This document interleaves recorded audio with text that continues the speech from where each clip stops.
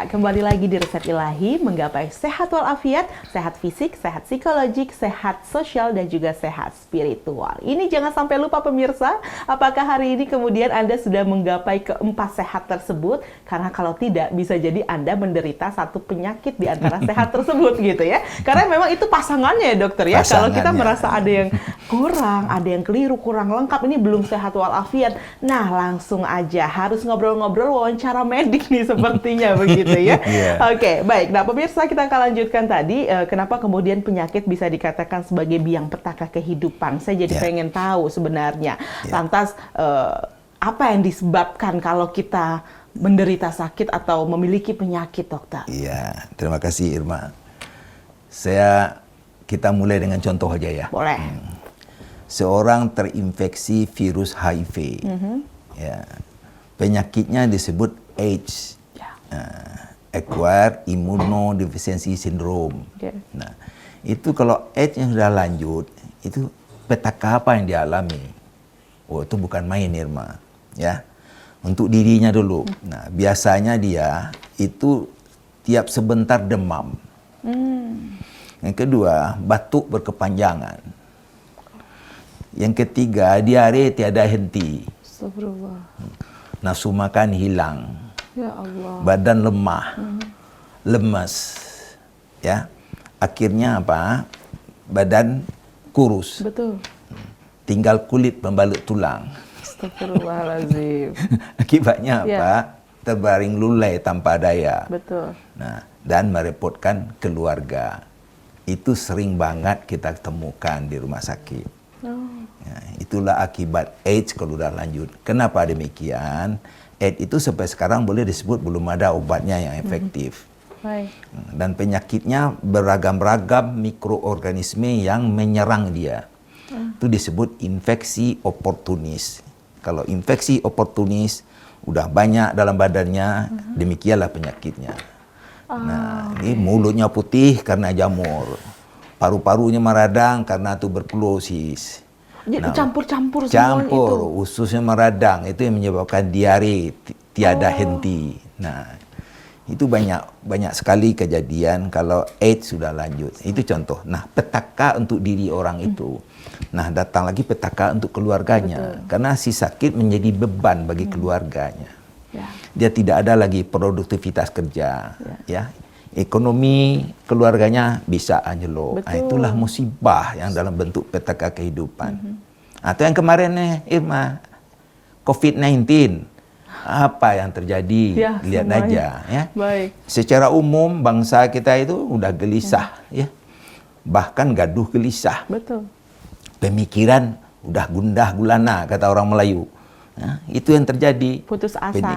Pendidikan anak terbengkalai, ya, ekonomi keluarga anjlok, ya, berkomunikasi sulit, ibadah terganggu, bermajelis tidak boleh, sidang berjamaah, sholat berjamaah di masjid tidak boleh, dibatasi. Boleh, tapi harus jarang-jarang. Nah, itulah kesulitan hidup ya yang merupakan petaka akibat penyakit. Itu kejadian-kejadiannya, Irma. Baik. Dan bahkan juga bisa dikatakan ini menjadi petaka juga ketika si sakit kemudian berobat tapi gagal dalam pengobatan.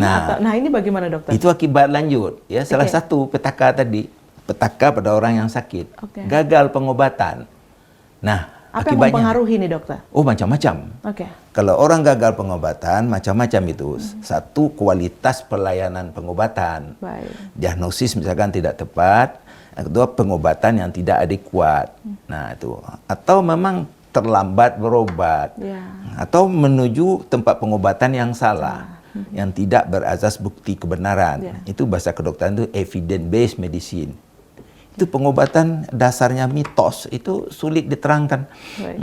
Itulah yang banyak menjerumuskan bangsa kita dalam menempuh pengobatan. Nah ini harus kita hati-hati ya pemirsa, jangan sampai kemudian ketika kita merasakan adanya gejala dan kita salah memilih tempat untuk kemudian berobat begitu ya. Tapi yang paling penting berobat atas keyakinan kita dulu ya gitu ya, dokter ya. Kadang-kadang itu suka disampaikan juga tuh kalau mau berhasil kita yakin dulu nih. Nah lantas bagaimana, dokter, kalau cara kita menyikapi penyakit menurut ilmu kedokteran? Wah, itu ada 4 ungkapan yang menarik itu, ya, ada 4 ya. Program pencegahan apabila belum sakit. Program pengobatan apabila telah sakit. Program rehabilitasi apabila telah cacat. Program edukasi apabila belum tahu tentang masalah kesehatan. 4 itu. Di program kedokteran itu 4 itu aja. Yang 2 ini program pencegahan dan edukasi ini sangat penting. Betul. Sebelum orang itu sakit.